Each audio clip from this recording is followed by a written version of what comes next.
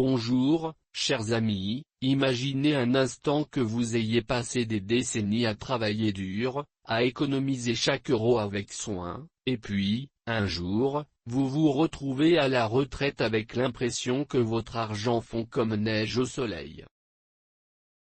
C'est une situation qui touche bien trop de personnes de notre âge, n'est-ce pas? Peut-être que vous vous demandez comment c'est possible, après toutes ces années de sacrifice.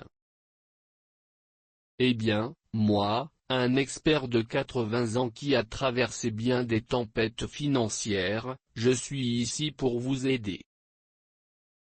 J'ai vu des amis, des voisins, et même moi-même frôler la ruine à cause de pièges qu'on ne voit pas venir. Et c'est exactement ce dont nous allons parler aujourd'hui, ces 5 pièges financiers que trop de seniors ignorent, et qui peuvent transformer une retraite paisible en un vrai casse-tête. Pourquoi est-ce si important pour nous, qui avons plus de 60 ans? Tout simplement parce que, à cet âge, notre situation est différente. Nous avons travaillé toute une vie, mais les règles du jeu ont changé. L'inflation galope, les arnaques se multiplient, et il suffit d'une mauvaise décision pour que tout bascule. Je me souviens, quand j'avais votre âge, ou presque, j'ai failli perdre une partie de mes économies parce que je n'avais pas prêté attention à certains détails. Mais ne vous inquiétez pas, dans cette vidéo, je vais vous dévoiler ces 5 pièges et vous donner des conseils simples, pratiques, pour les éviter. On va les aborder un par un, avec des exemples tirés de la vie réelle, parce que je sais que vous préférez des conseils qui marchent vraiment, pas des théories compliquées.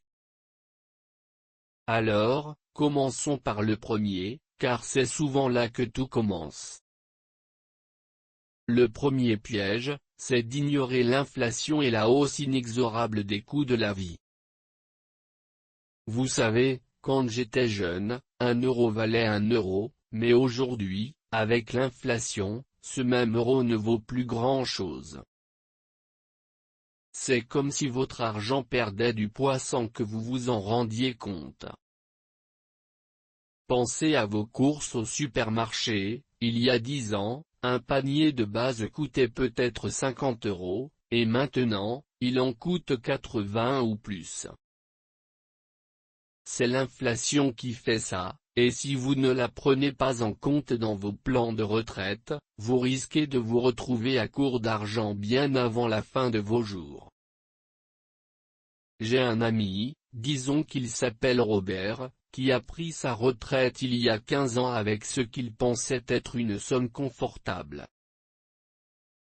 Il avait calculé ses économies en se basant sur les prix d'alors, sans imaginer que l'inflation grignoterait son pouvoir d'achat. Résultat? Aujourd'hui, il doit faire des sacrifices pour boucler ses fins de mois, et ça le rend triste, parce qu'il avait rêvé d'une retraite sereine.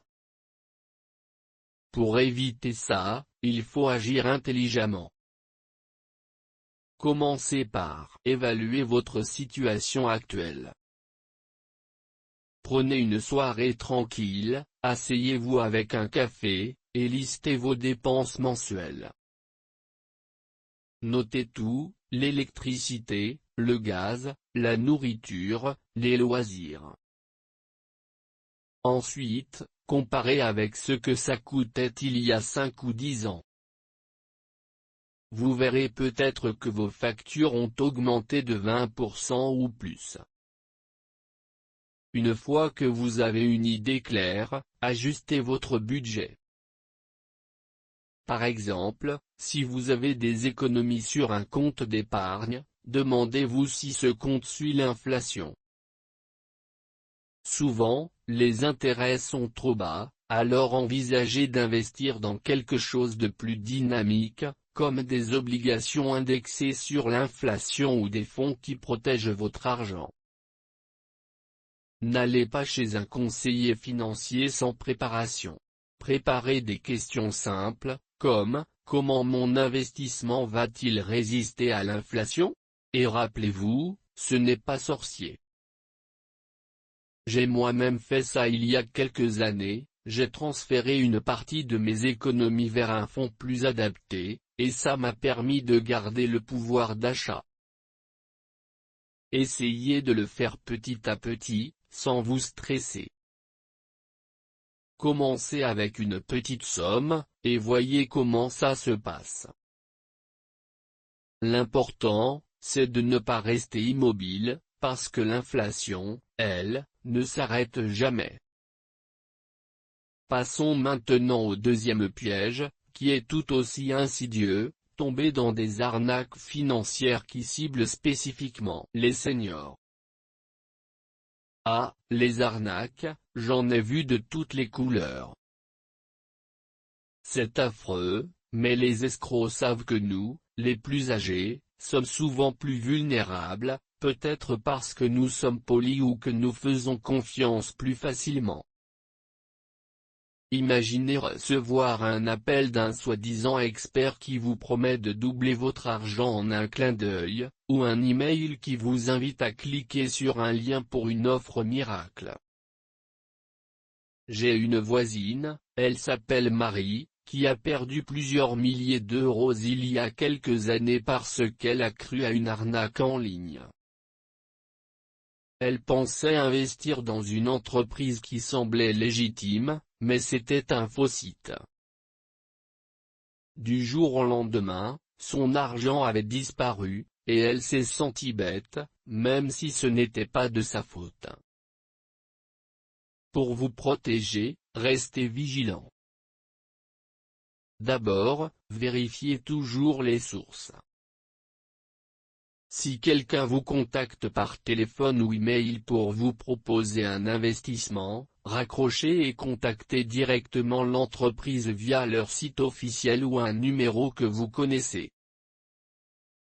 N'utilisez jamais les coordonnées qu'ils vous donnent.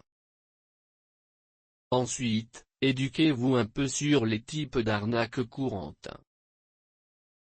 Par exemple, il y a les schémas Ponzi, où on vous promet des retours rapides, ou les faux conseillers qui demandent des frais exorbitants.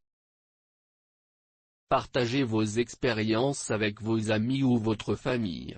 Parlez-en autour d'un thé, ça peut vous aider à repérer les signes. Et n'hésitez pas à utiliser des outils simples, comme des logiciels de sécurité sur votre ordinateur ou des applications qui vérifient les sites web. Moi, j'ai installé un bloqueur de publicité et je ne clique jamais sur les liens suspects. C'est une habitude qui prend 2 secondes et qui peut vous sauver des milliers d'euros. Souvenez-vous, si une offre semble trop belle pour être vraie, elle l'est probablement. Et si vous avez un doute, parlez-en à un professionnel de confiance, comme un conseiller à la banque ou à une association pour seniors. Ça peut faire toute la différence.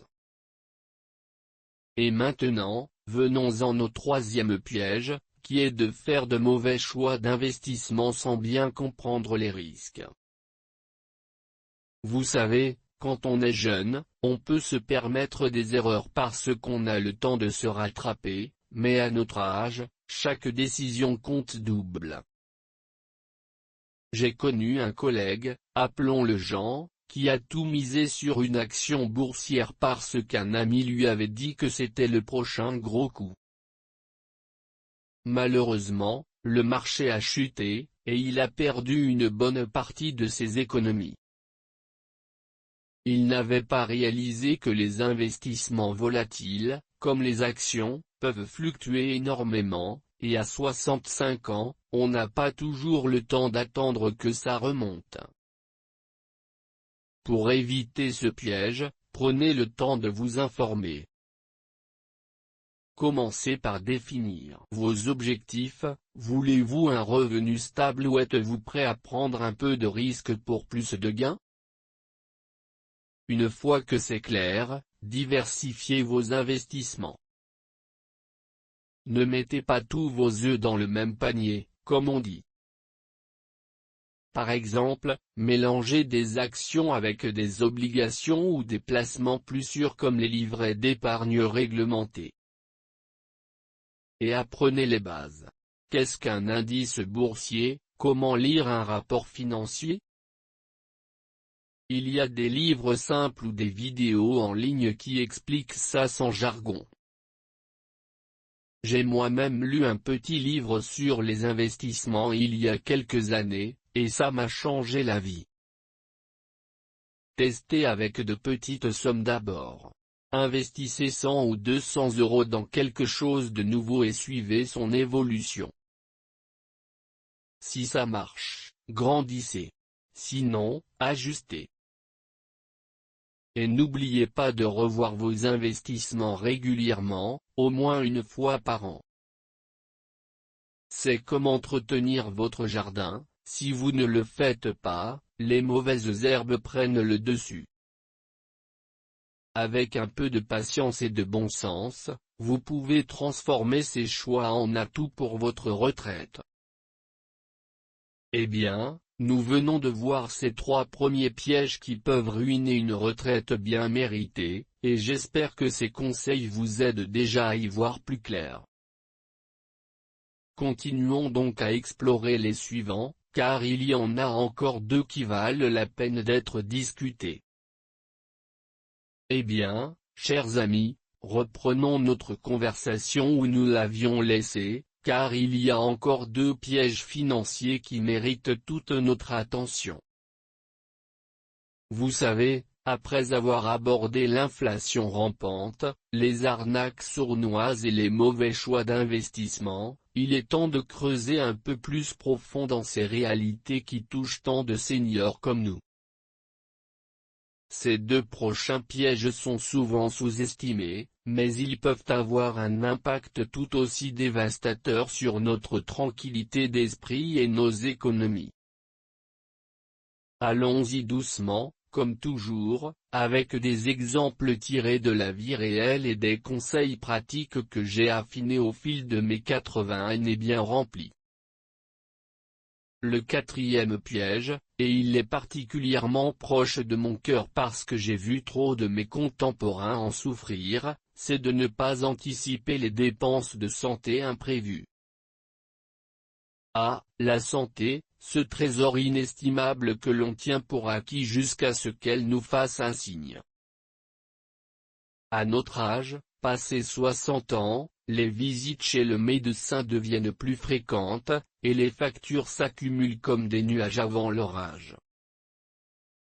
Pensez-y un instant, une hospitalisation, une opération mineure, ou même des médicaments quotidiens pour des maux comme l'arthrite ou l'hypertension peuvent vider un compte d'épargne en un rien de temps. J'ai une cousine, appelons-la Louise, qui a toujours été en forme, du moins jusqu'à ses 70 ans. Elle avait planifié sa retraite avec soin, en se basant sur ses pensions et ses économies, mais elle n'avait pas prévu que ses problèmes de hanche nécessiteraient une intervention chirurgicale. Les frais non couverts par l'assurance, vous savez, les dépassements d'honoraires, les prothèses, ou même les soins à domicile, ont englouti une partie significative de ses réserves. Du jour au lendemain, ce qui était censé être une retraite dorée s'est transformé en une source d'inquiétude constante.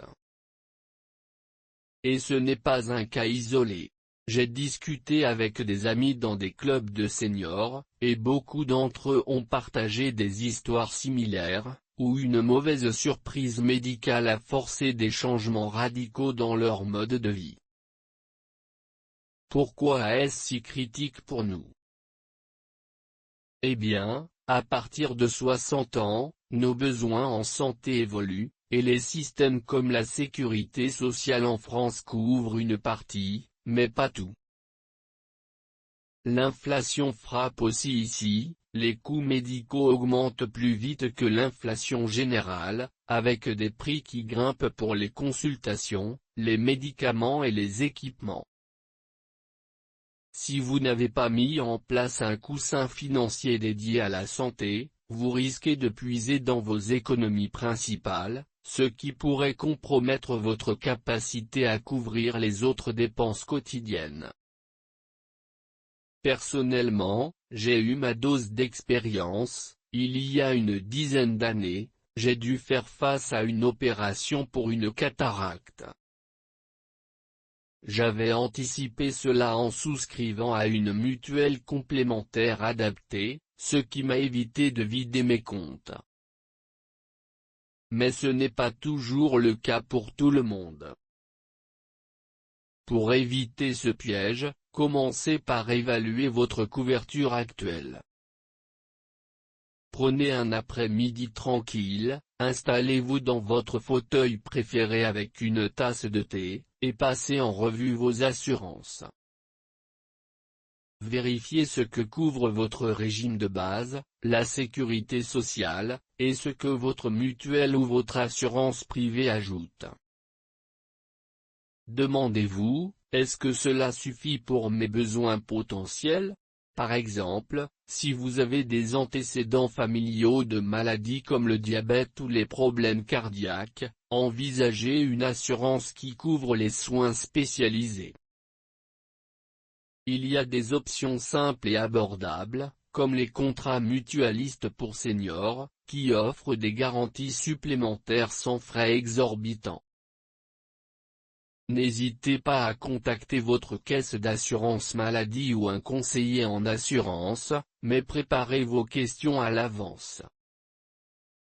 Dites-leur, quels sont les frais non remboursés pour une hospitalisation standard?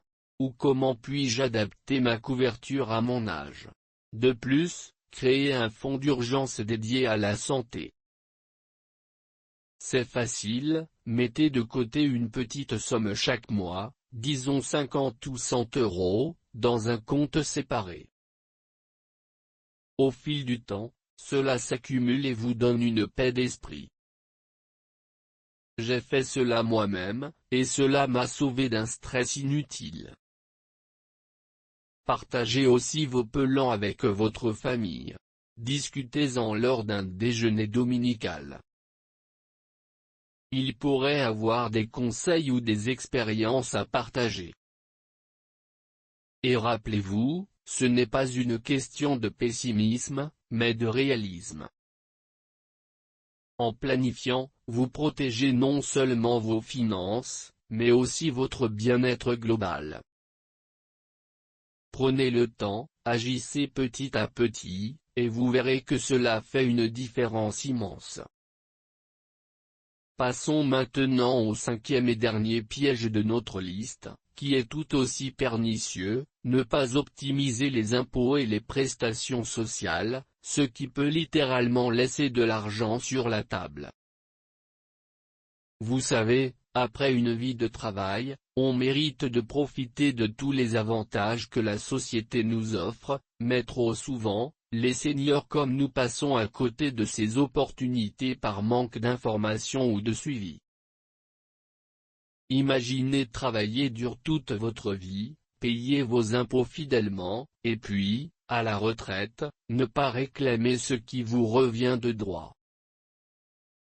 J'ai un ancien collègue, disons qu'il s'appelle Pierre, qui a découvert trop tard qu'il pouvait bénéficier d'une réduction d'impôt pour ses dons à des associations ou pour ses frais médicaux. Il avait toujours rempli sa déclaration d'impôt de manière basique, sans explorer les déductions possibles, et cela lui a coûté des centaines d'euros par an. Pire encore, il n'avait pas vérifié s'il était éligible à des aides comme l'allocation personnalisée d'autonomie, APA, ou les aides au logement, qui auraient pu soulager son budget. À 72 ans, il s'est retrouvé à lutter pour boucler ses fins de mois, simplement parce qu'il n'avait pas pris le temps de s'informer. Ce piège est particulièrement relevant pour nous en France, où le système de retraite et d'aide sociale est complexe, mais généreux si on sait naviguer dedans. L'impôt sur le revenu, les taxes foncières, les prélèvements sur les pensions, tout cela peut être optimisé, mais si on ignore les subtilités, on paie plus que nécessaire. Par exemple, avec l'inflation et les changements fiscaux annuels, vos impôts pourraient augmenter sans que vous vous en rendiez compte, érodant encore plus votre pouvoir d'achat. Et n'oublions pas les prestations, il y a des aides comme la prime d'activité pour les petits revenus, les chèques énergie pour les factures d'électricité, ou même des réductions sur les transports publics. Si vous ne les demandez pas, elles ne vous seront pas accordées automatiquement. Pour contourner cela, adoptez une approche proactive et simple.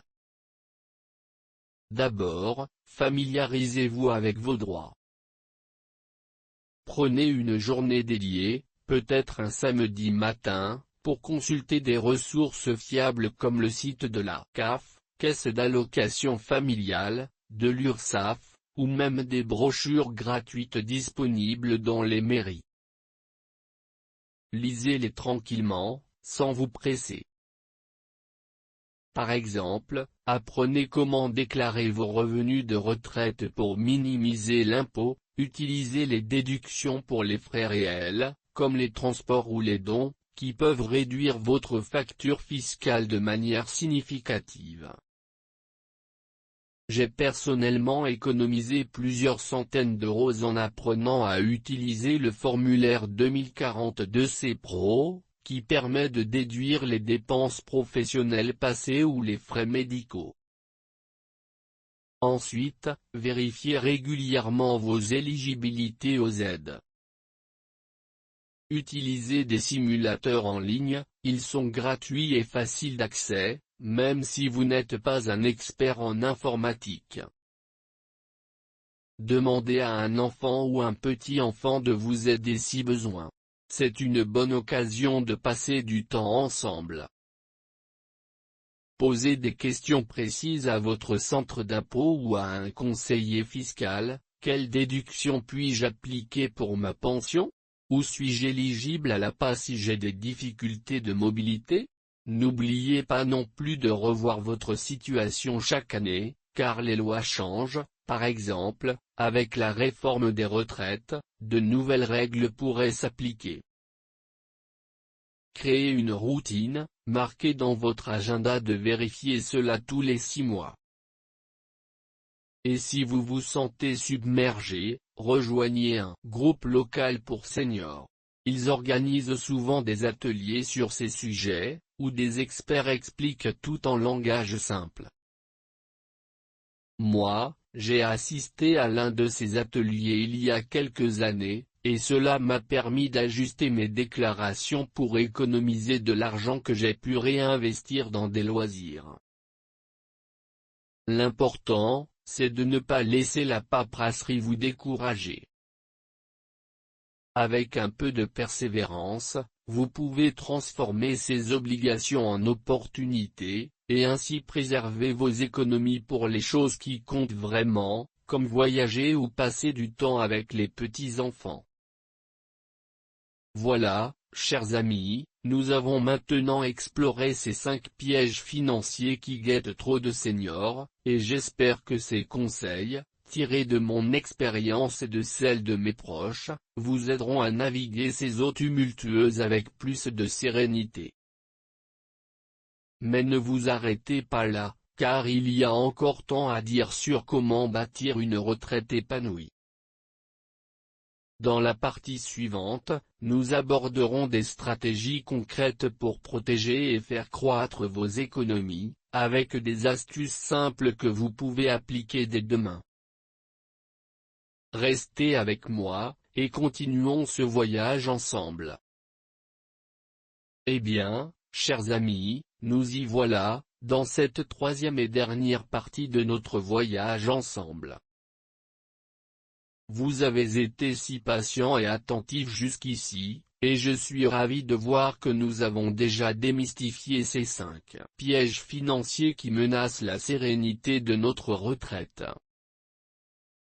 comme je l'ai promis à la fin de notre dernier échange, il est temps d'aborder des stratégies concrètes pour protéger et faire croître vos économies. Ces astuces simples, que j'ai affinées au fil de mes 80 années d'expérience, sont conçues pour vous, les seniors de plus de 60 ans, qui cherchez à naviguer les eaux parfois tumultueuses de la vie post-professionnelle avec assurance et paix d'esprit. Nous allons explorer des approches pratiques, faciles à mettre en œuvre, sans jargon compliqué ni risque inutile. Pensez-y comme à une balade dans votre jardin préféré, pas de précipitation, juste des pas mesurés vers un avenir plus sécurisé. Commençons par le plus fondamental, établir un plan financier personnalisé, adapté à votre réalité d'aujourd'hui. Vous savez, quand j'étais un jeune homme, j'improvisais beaucoup avec mes finances, mais avec l'âge, j'ai appris que sans un plan clair, c'est comme naviguer sans boussole. Pour nous, les seniors, ce plan doit tenir compte de nos revenus fixes, comme la pension de retraite, et de nos dépenses courantes, tout en intégrant les leçons des pièges que nous avons discutés. Prenez, par exemple, mon voisin André, qui a 72 ans et qui, après avoir évité les arnaques et géré l'inflation, s'est mis à réviser son budget tous les 6 mois. Il a commencé par lister ses entrées d'argent, sa pension, ses intérêts d'épargne, et ses sorties, en incluant une marge pour les imprévus comme les frais de santé. Résultat ? Il a pu identifier des économies potentielles, comme réduire ses abonnements inutiles ou négocier ses factures d'énergie, et ainsi libérer des fonds pour des plaisirs simples, comme un voyage en train pour rendre visite à sa famille. Pour mettre cela en pratique, commencez par vous accorder un moment de réflexion. Installez-vous confortablement chez vous, peut-être avec une tasse de votre thé préféré, et rassemblez vos documents essentiels, vos relevés de pension, vos factures récentes et un cahier pour noter. Divisez votre plan en 3 parties simples.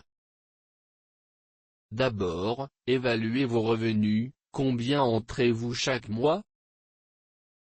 Ensuite, détaillez vos dépenses, nourriture, logement, loisirs, santé. Soyez honnête et précis. Par exemple, si vous dépensez 200 € par mois en médicaments, notez-le. Enfin, calculez la différence et identifiez les excédents ou les déficits.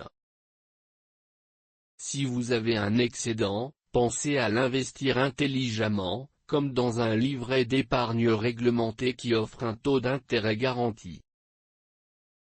J'ai personnellement adopté cette approche il y a 5 ans, j'ai revu mon plan financier avec l'aide d'un conseiller de la Banque Postale, et cela m'a permis d'ajuster mes allocations pour contrer l'inflation. N'oubliez pas d'inclure une réserve d'urgence, équivalente à 6 mois de dépenses, pour les imprévus. C'est comme cultiver un potager, vous plantez aujourd'hui pour récolter demain. Et si vous vous sentez perdu, demandez de l'aide à un proche ou à une association locale comme France Retraite. Ils offrent des consultations gratuites adaptées aux seniors. Passons maintenant à une stratégie clé, diversifiez vos investissements de manière sécurisée. Après avoir vu tant d'amis perdre des plumes avec des choix risqués, je ne saurais trop insister sur l'importance de ne pas mettre tous vos œufs dans le même panier. À notre âge, l'objectif n'est pas de devenir millionnaire du jour au lendemain, mais de préserver et de faire doucement croître ce que vous avez. Prenons l'exemple de ma cousine Élise, qui a 68 ans et qui, après avoir évité les pièges des mauvais investissements, a opté pour une diversification prudente. Elle a réparti ses économies entre un compte d'épargne classique, des obligations d'État françaises et un petit fonds d'actions défensives, comme celles liées à l'immobilier ou aux entreprises stables. Au fil des ans, cela lui a permis de battre l'inflation sans stress excessif, et elle a même pu s'offrir un petit appartement en bord de mer pour ses vacances. Comment faire cela sans complications? Commencez petit. Si vous avez, disons, 10 000 € d'économie, allouez 40% à des placements sûrs comme les livrets A ou les comptes à terme, 30% à des obligations indexées sur l'inflation pour contrer la hausse des coûts, et 30% à des investissements un peu plus dynamiques, comme des fonds euros ou des SICAV prudentes. Utilisez des outils en ligne simples, comme le site de l'IMF, Autorité des marchés financiers, qui propose des guides pour les débutants.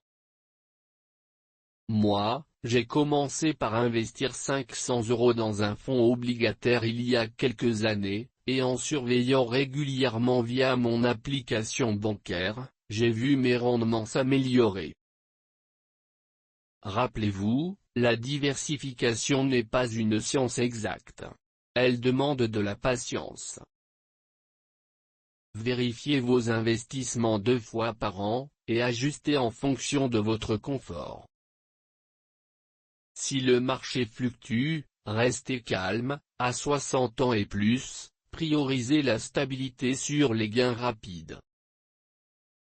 Et si vous avez des questions, discutez-en avec un conseiller financier certifié.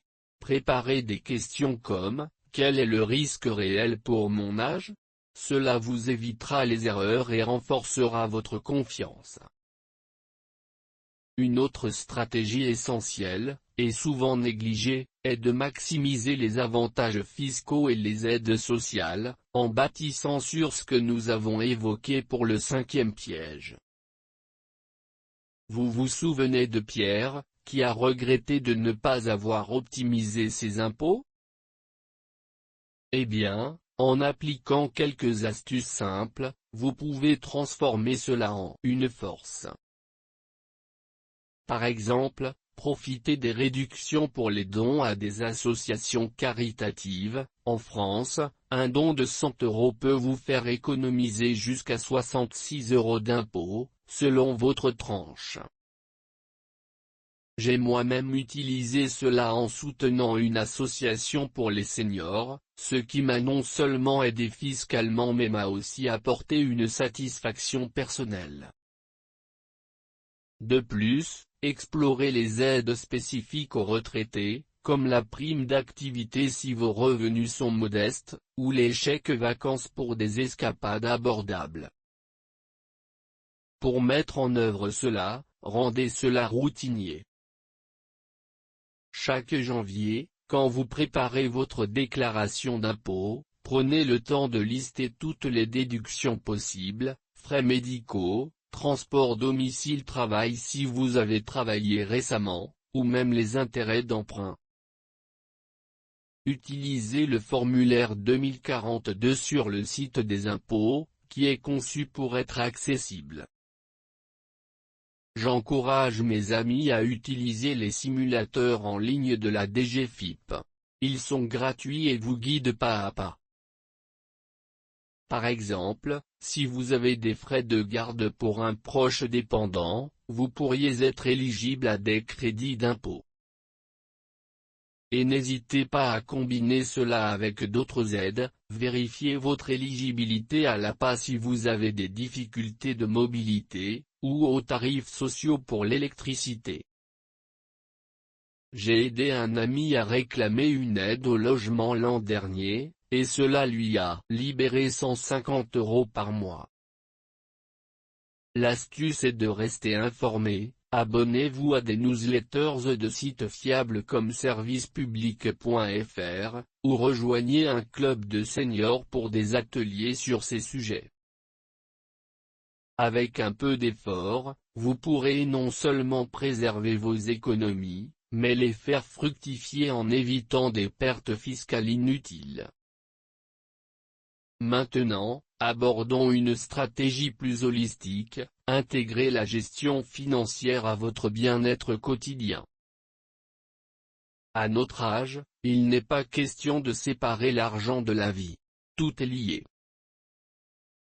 Pensez à comment vos finances impactent votre santé mentale et physique. Par exemple, en évitant le stress des fins de mois difficiles, vous réduisez le risque d'hypertension ou d'anxiété. J'ai une amie, Monique, qui a 75 ans et qui a adopté une routine où elle allie méditation et revue de budget. Chaque matin, elle passe 10 minutes à respirer profondément et à visualiser ses objectifs financiers, comme maintenir un fonds pour ses petits-enfants. Cela l'aide à rester motivée et à prendre des décisions claires. Pour vous, commencez par intégrer de petites habitudes. Réservez 15 minutes par semaine pour une révision bienveillante, asseyez-vous dans un endroit calme, respirez profondément, et passez en revue vos comptes sans jugement. Si vous constatez un écart, ajustez positivement, par exemple, réduisez une dépense et récompensez-vous avec une balade au parc. De plus, cultivez la gratitude financière. Chaque soir, notez 3 choses positives liées à vos économies, comme j'ai pu payer mes factures sans souci ce mois-ci. Cela renforce le positif et réduit l'anxiété. J'ai personnellement incorporé la méditation mindfulness dans ma routine. Une application simple comme Petit Bambou offre des sessions gratuites pour seniors. Combinez cela avec des activités sociales, discutez de vos progrès avec des amis lors d'un café hebdomadaire.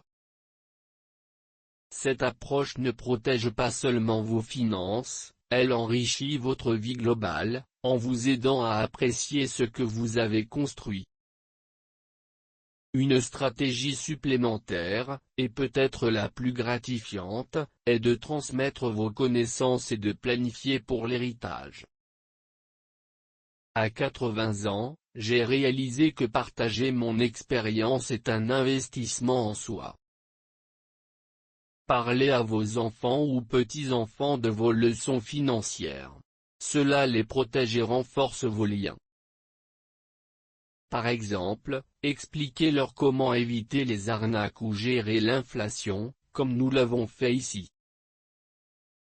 De plus, pensez à l'optimisation successorale. En France, des outils comme le don manuel ou l'assurance vie peuvent minimiser les taxes sur votre héritage. J'ai conseillé à ma famille de mettre en place un testament simple via un notaire, ce qui m'a apporté une grande paix d'esprit. Pour appliquer cela, commencez par une conversation familiale informelle. Invitez-les pour un déjeuner et partagez vos astuces, comme diversifier les investissements. Utilisez des ressources comme le site du notariat pour des guides gratuits. Et n'oubliez pas, en planifiant votre héritage, vous léguez non seulement de l'argent, mais aussi de la sagesse. Enfin, une stratégie pour faire croître vos économies de manière passive, explorez les opportunités d'épargne automatique et les placements éthiques. Avec les outils modernes, vous pouvez configurer des transferts automatiques vers un compte d'épargne, même avec une petite somme comme 50 € par mois. J'ai fait cela pour un fonds éthique, investi dans des entreprises durables, ce qui aligne mes finances avec mes valeurs. Recherchez des options comme les PEA, plans d'épargne en actions, pour les seniors, qui offrent des avantages fiscaux après un certain âge. Chers amis, en mettant en pratique ces stratégies, un plan personnalisé, une diversification sécurisée, une optimisation fiscale, une intégration au bien-être, et une transmission générationnelle, vous transformerez vos finances en un pilier de votre retraite épanouie. Souvenez-vous, ce n'est pas sur une nuit que l'on construit une vie stable, mais sur des efforts constants et avisés. Vous avez déjà franchi un grand pas en regardant cette vidéo. Maintenant, agissez avec la sagesse que l'âge nous apporte.